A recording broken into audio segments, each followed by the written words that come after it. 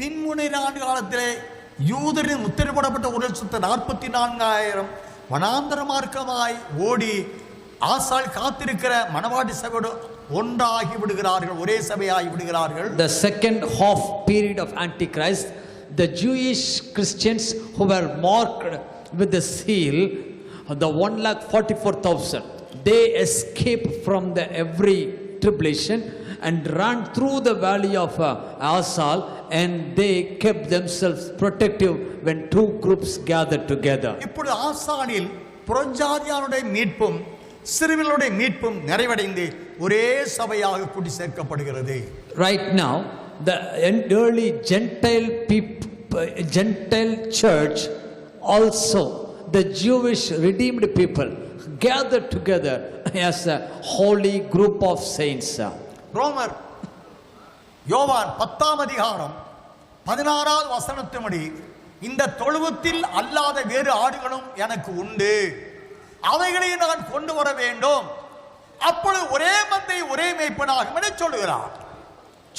Book of John chapter 10 verse 16. இந்த தொழுவத்தில் உள்ளவைகள் அல்லாமல் வேறே ஆடுகளும் எனக்கு உண்டு, அவைகளையும் நான் கொண்டு வர வேண்டும், அவைகள் என் சத்தத்திற்கு செவி கொடுக்கும், அப்பொழுது ஒரே மந்தையும் ஒரே மேய்ப்பனுமாகும். And other sheep I have which are not of this fold, then them also I must bring, and they will hear my voice, and there will be one flock and one shepherd. இப்பொழுது இந்த தொழுவம் என்றால் புறஜாதியார்களுக்கென்று ஏற்படுத்தப்பட்ட தொழுவம் என்ற சபை, பரிசுத்த புதிய எருசலேம் மணவாட்டி சபை என்று வேதம் சொல்லுகிறது. Fold refers to them, the place for where the Jewish Christians or Jewish churches gather together. The fold has been created for them. இந்த தொழுவம் அல்லாத வேறு ஆடுகள் உண்டு என்றால் மற்ற ஆடுகளாகிய 1,44,000 இஸ்ரவேலர்கள் இருக்கிறார்கள். அவர்கள் சபை கிடையாது, ஊழியம் கிடையாது. பின்முனையாண்டு அந்திகிறிஸ்து பின்முனையாண்டு காலத்திலே அவர்கள் தங்களால் கொலை செய்யப்பட்ட இயேசுவை தங்கள் வாயினாலே